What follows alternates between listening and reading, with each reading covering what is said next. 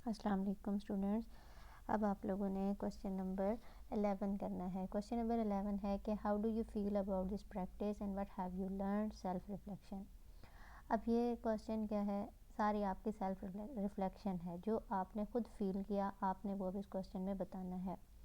پچھلے کوشچنز میں نے آپ کو کہا تھا کہ آپ نے word I, my, me, mine یہ نہیں یوز کرنا، لیکن اب اس کوشچن میں آپ کیا کر سکتے ہیں؟ یہ ورڈز یوز کر سکتے ہیں.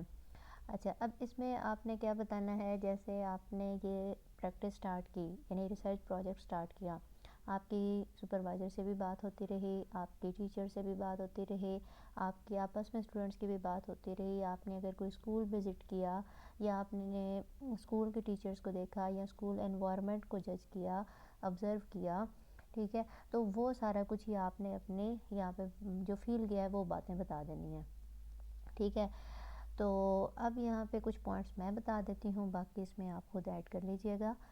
تو آپ بتا سکتے ہیں کہ میں نے انوائرمنٹ کو آبزرو کیا تو وہ کیا تھا؟ ریسٹرکٹیڈ تھا. یعنی کہ آپ سٹارٹ میں پہلے بتائیں گے جب آپ گئے اسکول میں، ابھی آپ نے ریسرچ ورک سٹارٹ نہیں کیا، ابھی جسٹ آپ نے آبزرو کیا ہے. ٹھیک ہے، تو اس میں آپ بتا سکتے ہیں کہ پہلے کیا تھا؟ انوائرمنٹ ریسٹرکٹیڈ تھا، نہیں بھی ہو سکتا. ٹھیک ہے، اور ٹیچرز اور اسٹوڈنٹس کے درمیان کیا تھا؟ کمیونیکیشن گیپ تھا.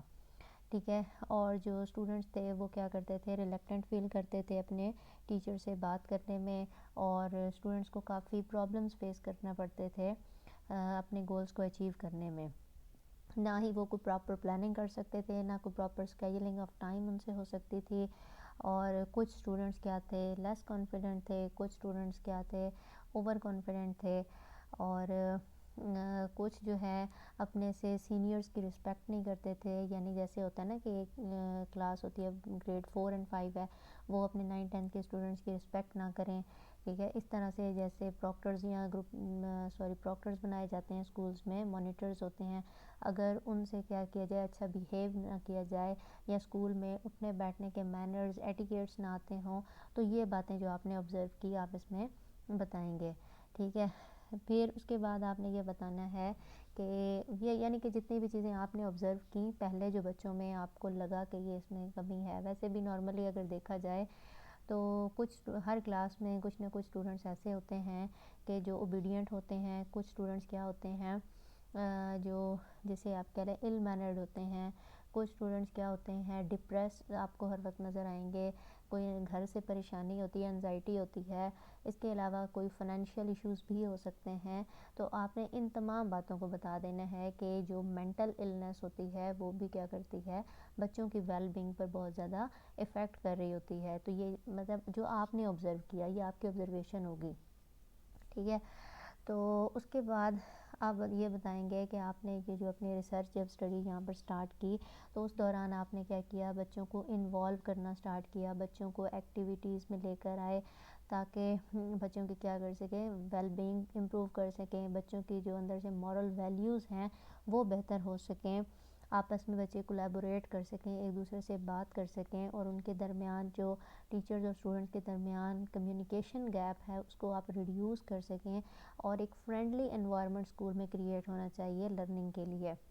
ٹھیک ہے، تو آپ یہ بتا سکتے ہیں کہ آپ کی جو یہ پریکٹس تھی وہ ہیلپ فل رہی ہے لرننگ پروسیس کو بہتر بنانے کے لیے، اور اس کو آپ نے پھر کیا کیا ہے؟ اسٹوڈنٹ سینٹرڈ کیا ہے.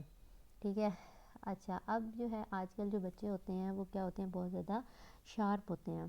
ٹھیک ہے، اور وہ نیو ایکسپیرینسز کو کرنا چاہتے ہیں، لیکن جیسے گورنمنٹ اسکولز ہوتے ہیں یا کچھ پرائیویٹ اسکولز ہوتے ہیں جہاں پر بچوں کو اس چیز کی اجازت نہیں ہوتی کہ وہ کیا کر سکیں؟ کام کر سکیں اپنی مرضی سے. اس کے بعد آپ یہ بتا سکتے ہیں کہ آپ نے فیل کیا کہ ٹیچرز کو کیا کرنا چاہیے؟ انڈیویجول ڈفرینسز پہ فوکس کرنا چاہیے. اب ہر کلاس میں جو بچے ہوتے ہیں وہ ایک ہی نیچر کے نہیں آتے، اور ایک ہی جیسے جو ان کا گھر کا انوائرمنٹ ہوتا ہے وہ سیم نہیں ہوتا. ہر کوئی ڈفرینٹ گھر سے آ رہا ہوتا ہے، ہر کسی کے گھر کے حالات مختلف ہوتے ہیں، جس کی وجہ سے جو ان کی ویل بینگ ہوتی ہے وہ بھی. اب دیکھیں ایک بچہ ہارش کیوں بیہیو کرتا ہے، اس کے پیچھے کئی فیکٹرز ہو سکتے ہیں. تو اس طرح سے ٹیچرز کو کیا چاہیے؟ انڈیویجول ڈفرینسز پر فوکس کرنا چاہیے. تو پھر اس کے بعد اس پریکٹس کے بارے میں بتائیں گے کہ اس پریکٹس سے کیا ہوئی ہے؟ آپ کی لرننگ انجوائیبل ہوئی ہے، یا یہ ایکشن ریسرچ کیا ہوتی ہے، سپورٹیو ہوتی ہے. کلاس کے اندر یا اسکول کے اندر کوئی ایشو آ جائے، کوئی مسئلہ آ جائے تو اس کو فوراً ہی کیا کر سکتے ہیں آپ، سولو کر سکتے ہیں. تو اس سے کیا ہوئے آپ کی لرننگ بھی انہانس ہوئی ہے. اور اس کے بعد یہ ہر ٹیچر کو کیا کرتا ہے، ایک چانس پرووائڈ کرتا ہے کہ ٹیچرز اپنی جو سکلز ہیں یا اپنی پریکٹسز ہیں اسکول میں وہ بہتر بنا سکیں، جو کہ کوالٹی آف ایجوکیشن کے لیے بہت زیادہ ضروری ہوگی.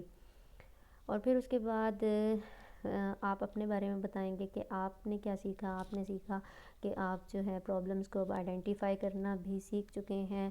اور پھر اس کے بعد ایک اگر آپ کو کوئک ایکشن پلان کہا جائے تو آپ وہ فوراً پرووائڈ کر سکتے ہیں. تو وہ اسٹوڈنٹس اور ٹیچرز کے لیے بہت جو چلڈرن ویل بینگ ہے وہ امپورٹنٹ ہے.